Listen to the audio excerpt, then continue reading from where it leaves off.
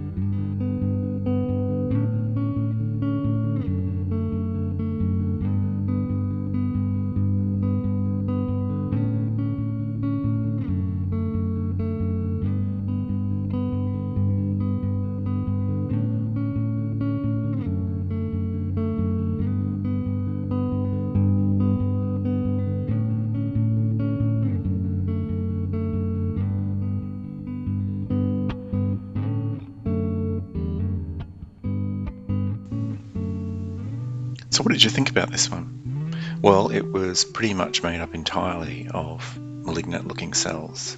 And these were dispersed and in very loose, disorganized aggregates, some of them showing kind of a bit of whirling, and they seem to be embedded in a myxoid substance which stained metachromatically on the diffquicks and looked a little fibrillary in places on the pap stains. It was also quite vascular. The cells themselves were fairly varied in shape, fairly uniform in size, but they varied from sort of round oval in shape through to elongate and definite spindle looking cells as well. Cytoplasm was a bit hard to visualize, but seemed to have quite indistinct cell borders where you could see it.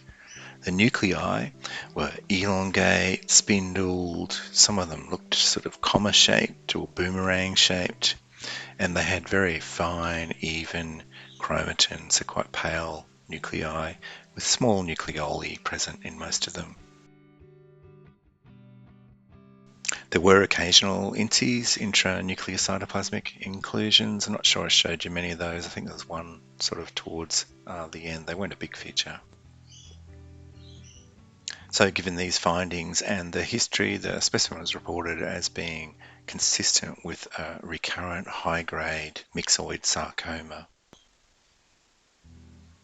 Looking into the patient's history, 18 months previously, we'd reported a right lung pneumonectomy and mediastinal tumour, which macroscopically appeared hemorrhagic and myxoid along with some nodes, and it was reported as a poorly differentiated myxoid malignancy.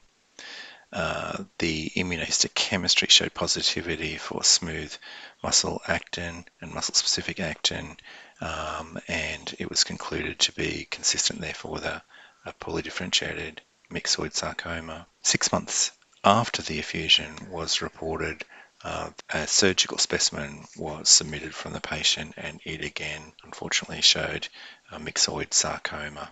Sarcomas are pretty rare findings in serous effusion specimens. Sarcomas in general tend not to metastasize frequently to the serosal cavities. This one seems to have probably gone there by direct extension.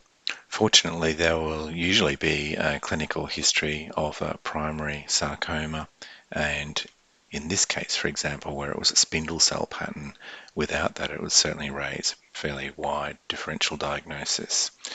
But we had the history, and so in conclusion, this is a fairly rare example of a sarcoma metastatic to the pleural cavity.